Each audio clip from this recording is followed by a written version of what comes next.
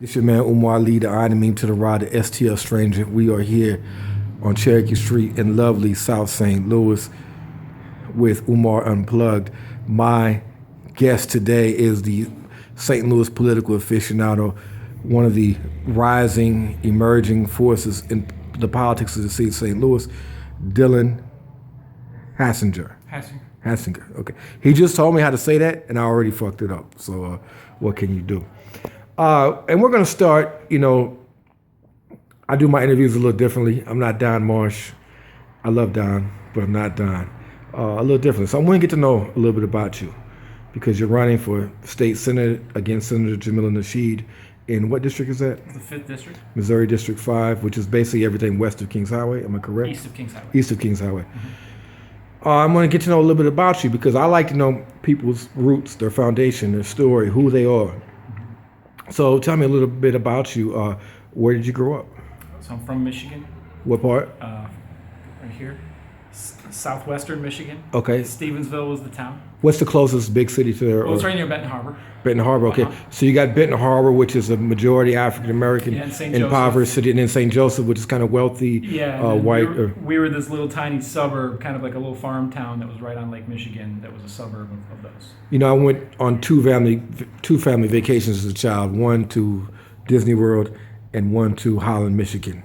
So nice. Holland's fun. Yeah. Holland's fun, yeah. and wooden shoes. Yeah. The wooden shoes. I remember definitely. It was a great time. And you grew up there in Michigan. You went to high school there in Michigan? Yeah, for the first 2 years. Uh-huh. And then halfway through sophomore year, I moved to Parkway South out in St. Louis County. Yeah. What made you decide? What made the family come down here? My stepdad is a computer programmer. He got a job down here. Okay. And so the economy in southwestern Michigan still is pretty dried out. And so what year did you graduate from Parkway South? 97. 97. Okay. And what did you do after high school? A lot of things. I tried to go to college at SLU. I dropped out of there and joined a band. Ended up at Merrimack. What kind of band? A funk band. Funk band. Yeah, okay. Played saxophone. So you were a funketeer? I am. Funk music is kind of sort of my religion. Okay. George Clinton is like the head of that church. Yeah. One Nation. Yeah, definitely. So college didn't really work out for you. Not at first. Uh-huh. Eventually, got a job at Guitar Center. Did some other bands. Did some other stuff. Tried to become a history teacher. Went to Webster. Took some classes at Forest Park. Finally, I did an internship at Roosevelt High School and realized that the bureaucracy of the public school system is pretty intimidating for young people. Right. And so I split from there, and I ended up I did computers a little bit on the side, and so I decided to run with it, and I became a web developer, computer programmer. Dropped out of school and did that for a few years, and then realized that I should probably go and finish that, and so I went back to Webster and finished my history degree. And you're currently an IT professional, is that correct? Yeah, I'm a web developer. I build websites and web apps, and for my day job, and then a little bit on the side, and do a little activism and a little music and a little art and a little bit of a lot of things.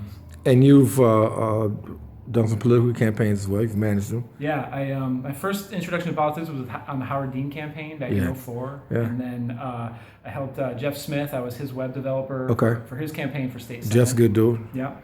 And then kind of got out of politics and got into the startup scene for a while, and then got back in this last year. Kara Spencer, my friend, ran for office, and I helped her win, and then helped my friend Ed Domain a little bit over the summer, spread the message about Uber. Okay, yeah. You saw me and Ed on Channel 9 together, right? I actually haven't seen that. I got to look that one up. I mean, I roughed him up pretty good verbally, so I don't know how he took that.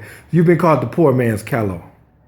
So I just invented that. But I'll take it. But I think the poor man's Callow would be a appropriate title for you. So you don't have any cats here, right? Mm-hmm. Okay. So that's very interesting. And are you a family man? Or you? No, I'm single. I've had some awesome relationships and screwed them up. Right. And I'm old enough to have learned some lessons from that. So are you like on Tinder or Plenty of Fish or when I launched, I deleted my account. You deleted your account? Yeah. You're not working the bar scene and nothing like that? I got a lot on my plate for the next 4 months. You got a lot on your plate. After that, we'll see. Okay, all right. I'm just looking out for you, man. I appreciate it, man. Yeah. I appreciate it. So, what issues really drove you to politics? Yeah, there's a lot. I've dealt with a lot of struggle in my own life. Okay. My dad was a very interesting person. He was kind of like that song "Papa is a Rolling Stone." Okay. That really one of my favorite songs. It's a good OJ's. tune. It really describes him, and there was a lot of negatives to that, not having a super strong father figure when I was young. But the positive was that he showed me a different world. It was like, at mom's house it was one way, and then when I went to visit dad, it was a whole different world. And that's where I saw just like some reality about normal people and working class culture, and and I learned what marijuana smells like, and I hear it smells pretty good. Yes, right. And he played music, and so I saw the behind the scenes of music culture, and that I think gave me kind of some understanding of a different side of reality. Later on, getting into funk, I'm from the suburbs, but getting into funk music and really kind of coming of age in funk bands and learning about music and how all different types of music are linked. That kind of, I don't know, along with maybe growing up in the church as well, just kind of. What kind of church you grew up in? So I grew up in the Baptist church. My grandma was a Southern missionary. Baptist? Nope, this is Northern Baptist, but it had an evangelical flair. You say Northern Baptist. What is Northern Baptist? Well, it's not. That wasn't the official thing. What is this? It? Is General Baptist? Yeah, sort of. It's more like evangelical Baptist. So we were an independent, basically Baptist church. But what was the name of the church? It was called Woodland Shores. And up in Michigan. Up in Michigan. Yeah. And what church did you go to here in St. Louis? My parents went to one out in the county, but I wasn't too active in it. Fifi Baptist or something? I can't. It's the one off Highway 40 at 40 and. Yes, I grew up in the Baptist church too. We started out at Bellefontaine Baptist Church and Bellefontaine Neighbors, and then First Baptist Church of Ferguson. Yeah. Awesome. Yeah. Yeah, I like the Baptist. I mean, it's kind of like liberation theology and Baptist church and funk music and Rastafarianism and reggae.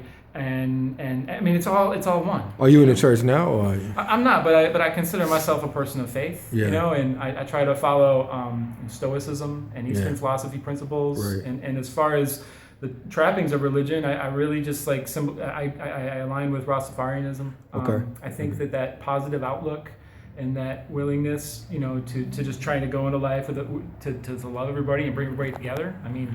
So we're gonna have a Senate race with a Rastafarianism and a Muslim running against each other in good old St. Louis, right? Yeah, ain't nothing wrong with that. 3 issues. You got to name 3 issues in your district that are the 3 most pressing issues. I'm gonna put you on the spot. What are those 3 issues? Yeah, well, if we're talking broad stuff, right? Or what speaks to you personally? What are 3 issues you think about every day? Well, 3 issues I think about every day. Huge one's gonna be marijuana legalization. Okay.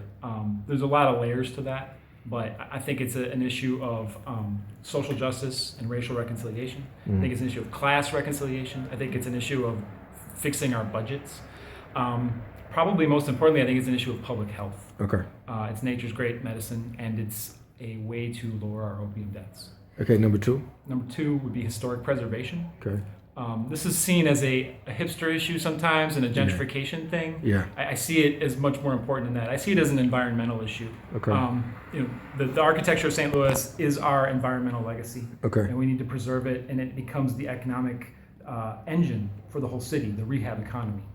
And so historic preservation and making rehab easier to do is the key to that. Number 3? I'd probably say community health centers. In public schools. This idea of making neighborhoods healthy. And if you don't do that, then you don't have an educated, healthy workforce that can go start businesses and work in jobs. I'm actually a cancer survivor. I had no insurance. I was treated at Grace Hill and at Connect Care. At what age were you diagnosed with cancer? 32. And how old are you now? I'm 36. I'm almost 37. So you were diagnosed with cancer at 32. What kind of cancer? Testicular cancer. Wow. That's rough. Yeah, no insurance. And I went to Grace Hill, and I was like, hey, we got a problem, I Which think. one? The one here on Jefferson? The one on in Soulard. On Limp. Yeah. Yeah. Yeah. And the nurse said, yeah, I think we have a problem. Okay, let's back up a little bit. Let's back up a little bit Yeah. because it's great to hear from a cancer survivor. How did you find out you had it? I had a hunch. I've never had this conversation. You never had this conversation? Not really. I mean, because I don't want to say nothing too embarrassing for you to talk about. Well, just like feeling yourself or not. I'm not talking about masturbating. I'm talking about just No, it's an important thing because guys aren't comfortable with it. Right. I was freaked out. I mean, it still is. Because I like to scratch my balls on the couch.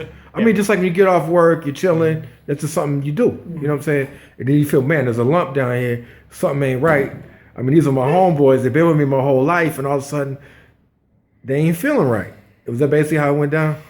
Yeah. Umar Unplugged right here, man. Yeah. I think it can go a lot of ways. I've Right. talked to other guys. It goes different ways. Right. For me, over a period of 18 months, 2 years, it was just growing. And at first, I was pretty excited about that. I was like, "Yeah, it's big," Oh, and man. then it got too big, and I'm like, It got too big. Oh shit!" Yeah. And then it kept, and finally it got to a point where, and it was sensitive to the touch, And I was Right. I gotta get this looked at. And oftentimes for other guys, it happens much faster, and it's more of a bump or something like that. For me, that was how it was. And I went in and said, "Hey, what do you think of this?" And the nurse said, "Yeah, you should probably have that looked at." And so they sent me to a urology specialist at Connect Care, which was in North St. Louis. The old regional hospital, which was the old St. Luke's.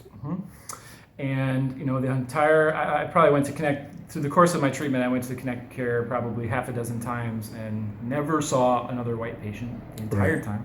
That's been my experience there as well. Yeah. And when it was open. And the doctor came in one day a week. He was a urologist from SLU, and he donated 1 day a week of time to look at people who couldn't afford health care. Good doctor? Good doctor. Shout him out. What was his name? I need to get back to my paperwork. I feel All right, but he was a good doctor. Yeah, And he he took one look at it. He said, "You already know what the deal is," and I was like, "Damn."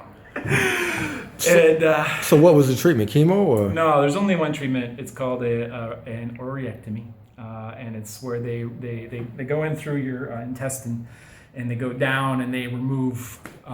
They keep the packaging the same, but they remove the part that they remove.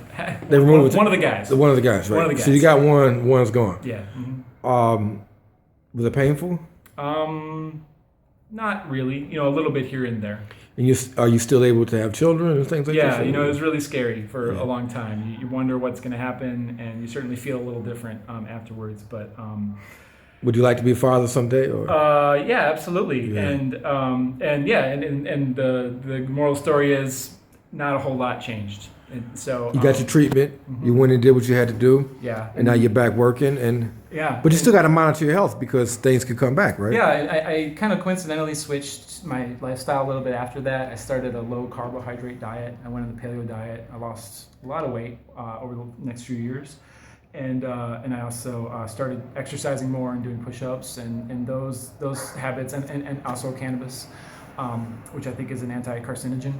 And I think those things together have kept me healthy and cancer-free. And I felt the cancer leave my system. It was a pretty incredible thing to go through. Now, moving from your balls to Senator Nasheed, what are the I'm gonna try to interview her too. I'm a community journalist, man of the people. I like to talk to everybody. But what are the issues? If you can give me one issue about her that you feel has been a shortcoming, what would that be? Well, it's not about her per se.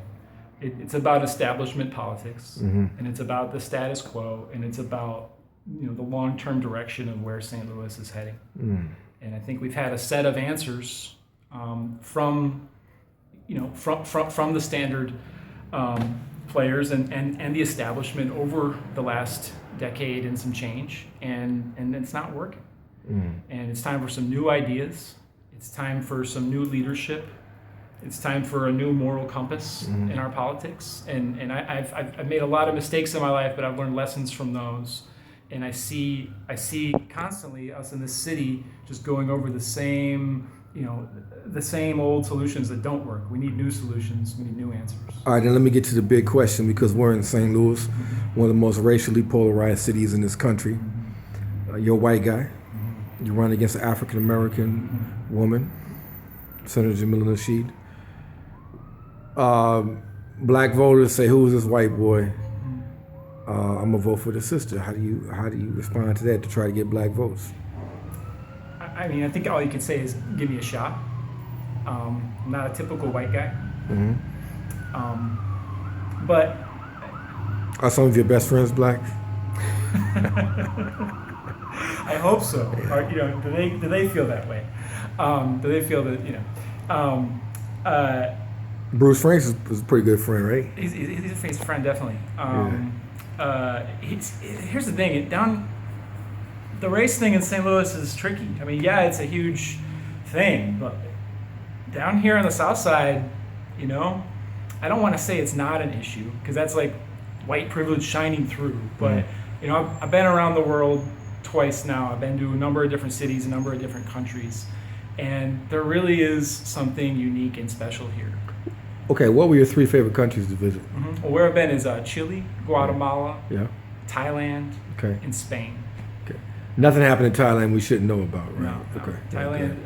I get a little leery when people talk about Thailand. Yeah, there's Thailand's a pretty modern country in a lot of ways. Right. It's pretty impressive, but it's also